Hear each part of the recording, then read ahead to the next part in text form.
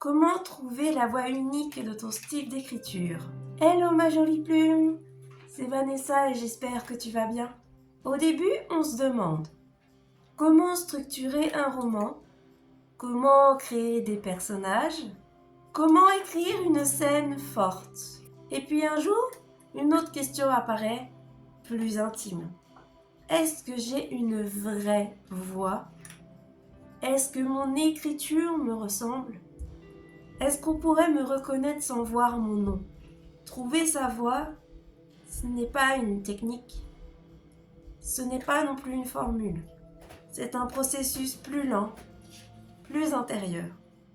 Et aujourd'hui, j'aimerais te parler de ça. Partie 1. Ce qu'est vraiment la voix.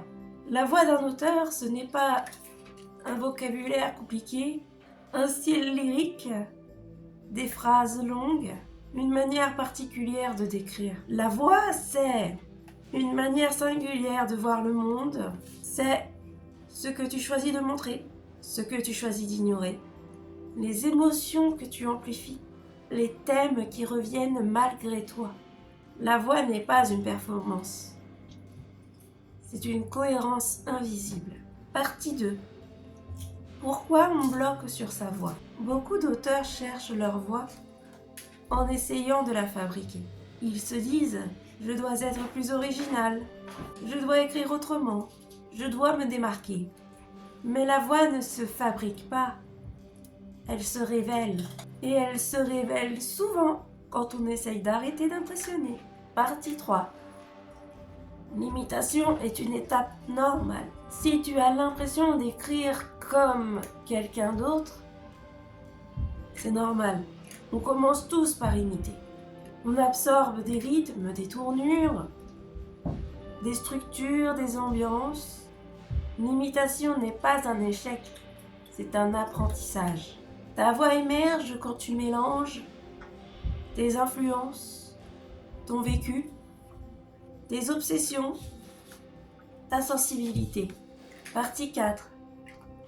Tes thèmes récurrents sont un indice précieux. Observe ce qui revient dans tes textes. Les relations mère-fille, l'abandon, la solitude, la reconstruction, la justice, la nostalgie. Les thèmes qui te suivent ne sont pas un hasard.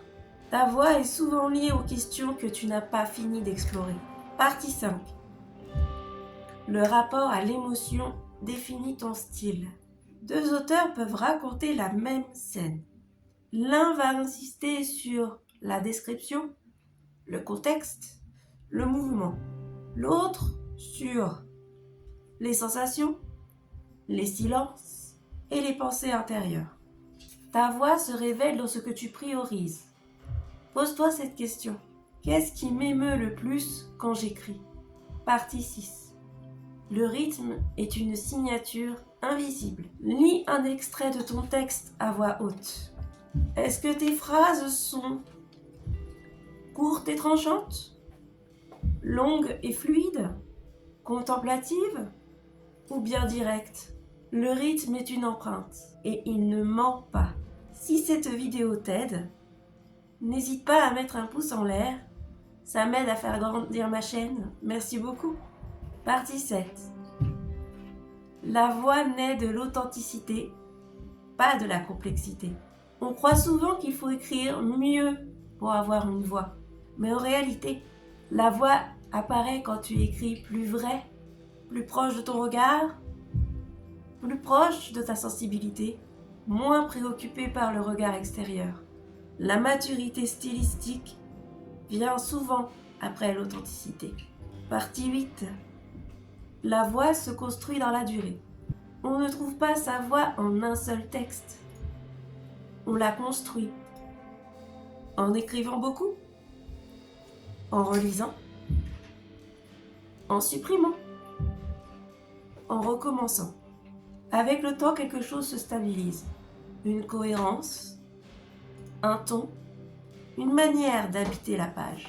Partie 9. Comment nourrir sa voix concrètement? Voici quelques pistes pratiques. Lire beaucoup, mais lire consciemment. Réécrire un passage ancien en restant fidèle à ton instinct. Identifier les phrases qui sonnent justes. Supprimer les phrases qui cherchent à impressionner. Accepter que ta voix évolue. Ta voix d'aujourd'hui ne sera pas celle dans 5 ans. Et c'est normal. Tu n'as pas besoin de créer une voix. Tu as besoin d'oser la laisser apparaître.